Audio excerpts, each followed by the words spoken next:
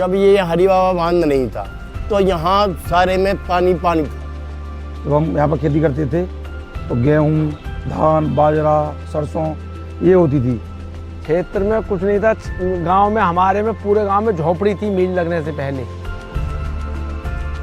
जो स्थिति थी वो अच्छी नहीं थी, और जब से हमने गन्ना चालू किया है करना, बच्चे अच्छे स्कूलों में पढ़ने जाने लगे। क्योंकि गन्ने की खेती में पैसे की गारंटी है। लेकिन जब हम खेती कर रहे हैं तो खेती करने का मेन उद्देश्य क्या है? हमारा पैसा कमाना। इस साल करीब मेरे पास 20 लाख का गन्ना हुआ। 2006 में मैंने पहला नया ट्रैक्टर लिया था मैसी, उसको बेच के 2 और ले लिए मैंने नए ट्रैक्टर। ये सब गन्ने की मेहरबानी है। हम लोगों को इतना फ़ायदा है क्योंकि अन्य फसल अगर हम लोग करते हैं तो उसे हमें गाइडलाइन करने के लिए कोई आदमी हमारे पास नहीं है।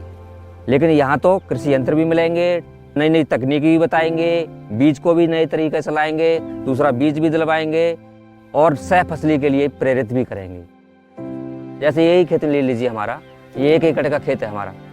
इस 1 एकड़ की ज़मीन में गन्ना बो रखा है पूरे में हमने, लेकिन उसके साथ साथ हमने इसमें मटर लगा रखी है। इसलिए हमको गन्ना ही विशेषकर बोना चाहिए। भील वाले आके दवाई के बारे में बताते हैं, गन्ने के बारे में बताते हैं। किसानों को हम ट्रैक्टर दे रहे हैं सब्सिडी पे, किसानों को हम झटका मशीन दे रहे हैं सब्सिडी पे, किसानों को हम जो कृषि के यंत्र हैं वो सब सब्सिडी पे दे रहे हैं। 6 महीने तक हम गन्ने से ही चारा खिलाते हैं पशुओं को, तो इससे हमारी अतिरिक्त आमदनी बढ़ गई। गन्ने का जो प्राइस है वो फिक्स प्राइस होता है। अगर आग भी लग जाती है गन्ने में तो भी फैक्ट्री उसको लेती है। मेहनत भी कम है, मजदूरी कम है, केवल एक बार बो दो, बस आराम से लाट सब अपने अपनी मेहनत पे बैठे रहो। इसलिए पीढ़ी भी जो है मतलब गन्ना खेती बढ़िया करेगी, और गन्ना खेती जब घर पर रहेगी तो गन्ना खेती करे, और क्या करेगी। तो जो फायदे हैं, गन्ने की पक्की खेती मानी जाती है, बाकी और खेती कच्ची।